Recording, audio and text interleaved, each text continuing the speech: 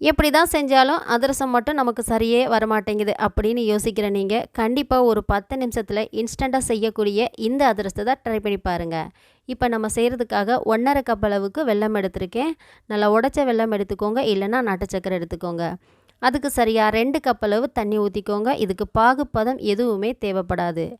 நல்லா இது வந்து கரைஞ்சி வரட்டும். முதல்ல சூடு வர்றதுக்கு முன்னாடி அந்த வெல்லமெல்லாம் நல்லா கரைஞ்சி வந்துருச்சு. அதுக்கப்புறமா அதை எடுத்து இப்போ நமக்கு சக்கரை பாகு ரெடி ஆயிருச்சு.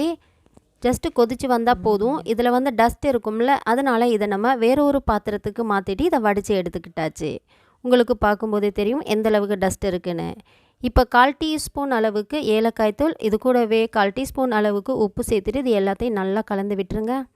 இப்போ இது கூடவே 1 டேபிள் ஸ்பூன் வரைக்கும் நெய் சேர்த்துட்டு அதையும் இந்த மாதிரி நல்லா கலந்து விட்டுருங்க.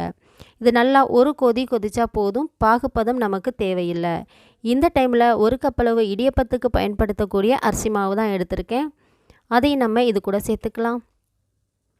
அடுத்ததாக நம்ம இதுக்கு கோதுமை மாவு சரியாக 1 கப் அளவு எடுத்திருக்கேன்.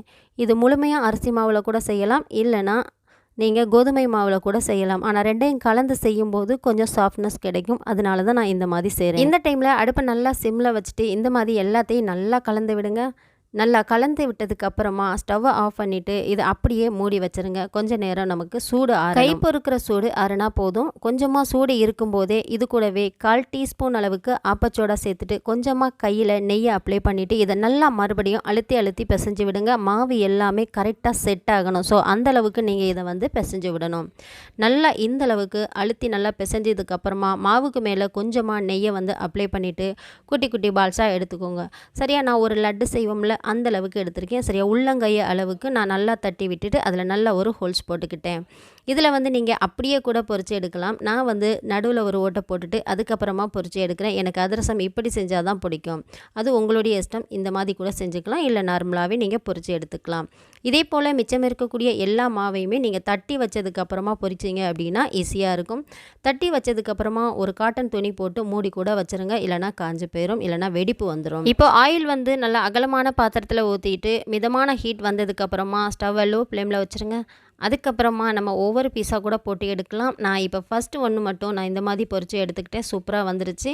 இப்போ பொரிஞ்சதுக்கப்புறமா இன்னொரு கரண்டிக்கு மேலே கரண்டியை வச்சுட்டு அதை நல்லா இந்த மாதிரி அமுக்கி விட்டிங்கன்னா எக்ஸ்ட்ரா இருக்கக்கூடிய எல்லா ஆயிலுமே வெளியில் வந்துடும். இப்போ இந்த கடாய்க்கு வந்து ஒரு 3 பீஸ் போட்டு பொரித்து எடுக்கலாம். ஒரு 3 வந்து நான் சேர்த்துக்கிட்டேன். நல்ல மிதமான ஹீட்டில் வச்சு நல்லா பொரித்து எடுத்துருங்க. இதை இன்னொரு கரண்டிக்கு இது எல்லாத்தையும் மாற்றி எடுத்துட்டு இன்னொரு கரண்டியை மேலே வச்சு நல்லா அமுக்கி விட்டுருங்க. கண்டிப்பாக இந்த மாதிரி செய்யும்போது தான் அதில் எக்ஸ்ட்ரா இருக்கக்கூடிய ஆயில் வந்துடும். ஆயில் அதிகமாக குடிக்காது. அவ்வளவுதான். இதே போல் எல்லாத்தையுமே நான் பொரித்து எடுத்துகிட்டேன். ரொம்ப சூடாக இருக்குது. இது எல்லாமே நல்லா ஆறுனதுக்கப்புறமா ஒரு டப்பாவில் போட்டு ஸ்டோர் பண்ணி வச்சுருங்க. 10 நாள் ஆனாலும் கெட்டு போகாது. சுவை அப்படியே இருக்கும். கண்டிப்பாக நீங்களும் இந்த தீபாவளிக்கு இந்த ரெசிபியை ட்ரை பண்ணி பார்த்துட்டு எப்படி வந்துச்சுன்னு கமெண்ட் பண்ணுங்கள்.